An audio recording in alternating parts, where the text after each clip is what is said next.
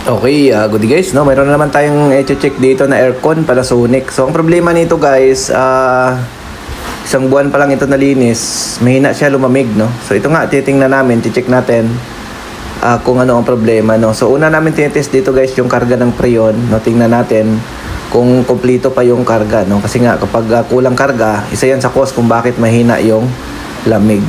So, ayan. So, ito nga, ino-observe namin siya guys dito, kasi hindi naman siya guys nag-yellow. So maganda rin naman yung moist ng pipes niya, nagmo-moist naman, no. Maganda yung lamig ng pipes, no, kinakapa-kapa nga natin. Okay naman yung karga niya, no. So pwede yung sasalpakan ng GIDS guys. Ang rating niyan ay pag mga itong R32, naglalaro yan sa mga 130 to 160 PSI yung running pag tumatakbo, no.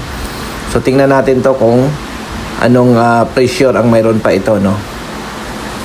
So, check natin guys, no. So, ang R32 kasi guys, ano yan? 130 to 150. Yun po yung kanyang normal na karga para mapalamig niya yung isang unit, no. Minsan naman, kahit mga 110, gumagana pa naman yan. Pero medyo kulang yan. Dapat mga 130 to 150, no. Yung running pressure ng isang unit, no. So, ayan na nga guys. Kinukuha namin siya ng gauge dito.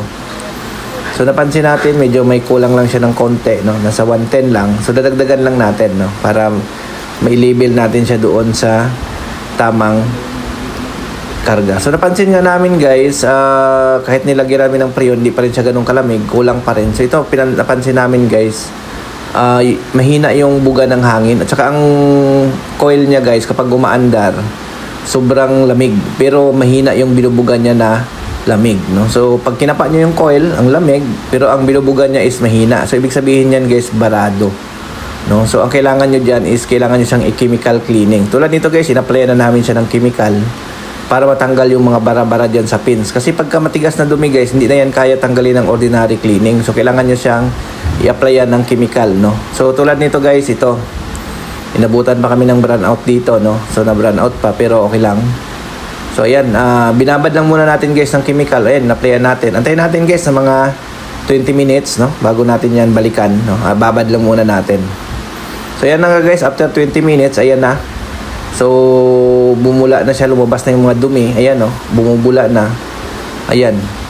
So tingnan natin, no. Linisin natin yan guys, no. Alisin natin yung mga bula na yan. Yun po yung result kapag kinichemical nyo ang isang coil. Ayan, bulang-bula, ayan, no. So, tinutunaw niya guys yung dumi. So, ayan, kapag nalinis nyo na, ganyan na yung magiging result niyan. Ayan. So, hindi ko na pinakita guys yung paglinis namin, yung pag-spray natin. Hindi ko na pinakita, no. So, yun po yung magiging result niya, no, kapag nalinis na natin, no. Ayan. So, basta tandaan nyo guys, kapag yung isang aircon ay kompleto yung karga, tapos maganda naman yung moist na mga pipings at saka yung mga evaporator, ang ganda ng moist. Ayan. So, yan guys, yung finished product ng chemical guys, oh. Ayan.